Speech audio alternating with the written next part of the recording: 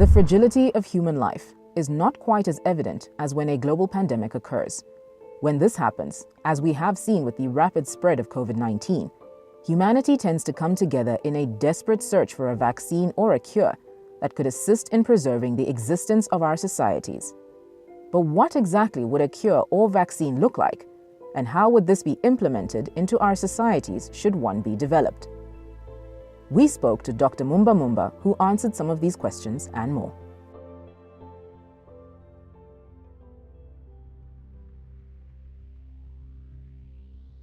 So one of the things that I wanted to clarify at the get-go is that when we think of a vaccine, the purpose of a vaccine is to prevent disease before it happens in a population. So getting a vaccination is part of primary prevention. So in public health, there's primary prevention and secondary prevention and tertiary prevention. So it's the primary prevention part of public health. So a vaccine ideally contains weakened germs or inactive version of the germ, and it acts as an imposter in the body of a person who gets that vaccine, so that when that person who's been vaccinated is exposed to, say, the germ, like, let me give you an example, like measles, if they're exposed to measles, the body has already been exposed to that imposter germ, the vaccine, so that it can kick in during that time and prevent that person from getting the infection.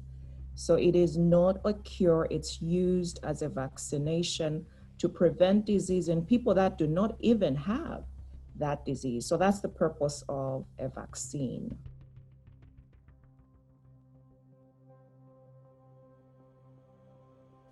No. So as far as I know, from what I've learned, and I'll give you a very specific examples. Think about the, DTaP, so that's the childhood vaccinations all around the world, right? These are given to children. The children are not sick, but they're given as preventive measures. So DTaP is, it's a vaccine for diphtheria, tetanus, pertussis, or whooping cough. They're given to children as a preventive measure. They're not given as a cure.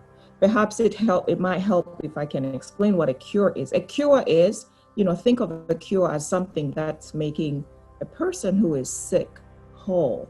So if you go to the doctor and you have malaria, you're going to be given an anti-malaria medication to make you whole.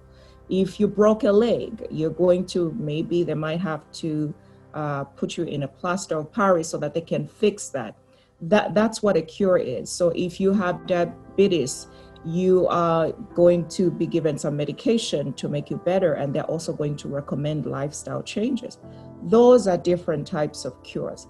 A vaccine, on the other hand, the primary purpose is prevention among a population that is healthy or a population that is high risk. So when I take my children for vaccines here in America, it's going to soon be flu season in the middle of a pandemic. They'll ask me, are your children healthy to get the vaccine?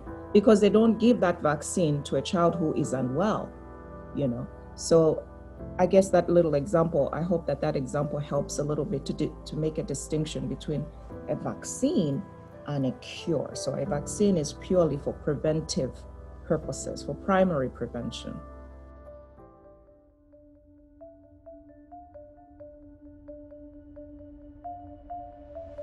I'm an optimist. So definitely, we are really in uncharted territories. So the speed, obviously, at which all of these countries, there's 172 countries that are currently, claiming that they have vaccine candidates. Russia and China say they have some vaccines that are currently going to be used on their population. So it's a very unprecedented time, and clearly there's an urgency. So there's an urgency in the development of these vaccines. In terms of whether one of them works, definitely safety and effectiveness is the primary goal of, I'm hoping that all of these vaccination creators, the scientists that are creating them, should be definitely at the top of their minds. I'll give you an example, at least some of the reputable ones that I'm aware of, and there's many of them, some of which I'm not even aware of, but COVAX, for instance, now, there's a consortium or a collaboration of 172 countries, but they are collaborating between Gavi, which is the Vaccine Alliance, the Coalition for Epidemic Preparedness and Innovations, and WHO. So they're coming together. Obviously, there's an urgency, but they're working hard at creating safe vaccines and effective vaccines which follow, ethical ways in which they can create vaccines that are effective, that claim to prevent COVID, okay?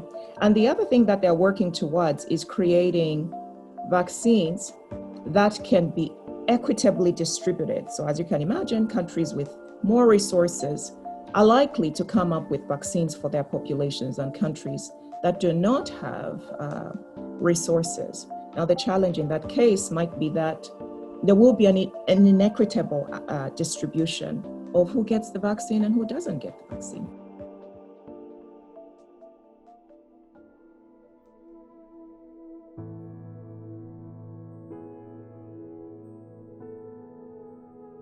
I'll be very honest that when I hear that question, I'm not aware of any such vaccine. But one thing I'll tell you is vaccine creators in general don't design a vaccine for a specific society. They design these vaccines to prevent disease across the board in different societies. But here's the one thing that they have to do. They have to conduct clinical trials in different societies. So for instance, there are clinical trials in South Africa. Why are they doing clinical trials? There are clinical trials here in the United States, clinical trials in the UK, in China, everywhere in the world.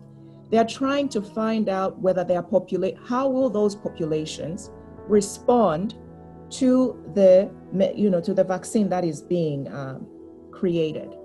And they're enrolling in South Africa, for instance, the Jenner Institute out of the UK at Oxford University. They're enrolling 18 to 65 individuals, 18 to 65-year-old individuals, to find out how are they going to respond to that vaccine. So they're largely Africans, right? Because we don't want to receive a vaccine that's never been tried on us. Because what if people get adverse effects or they react terribly? So this is part of that process of exploring the safety and efficacy of that vaccine.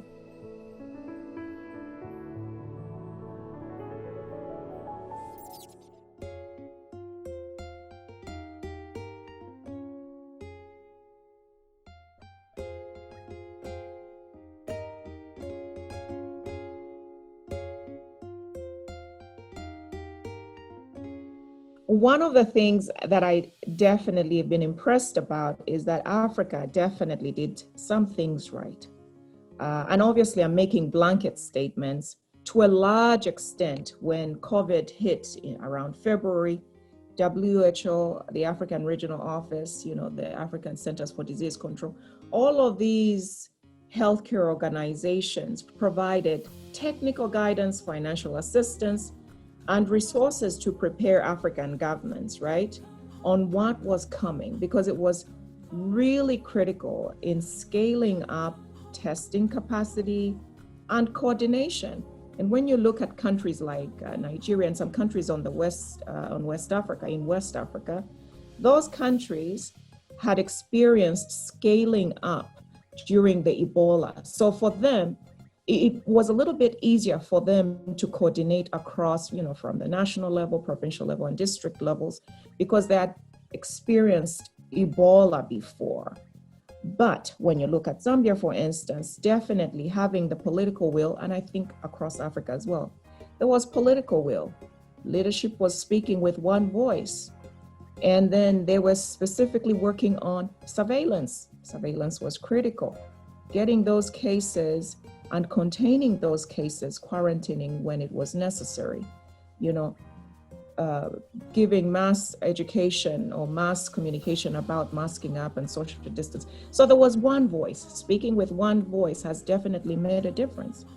But when you compare to the US and Brazil, for instance, when you see leadership that is not speaking with one voice, you can see the differences in the cases. And some of us in the United States continue to see the rise of infection rates because people are receiving mixed messages, and that sadly has consequences. But Africa has done an impressive job.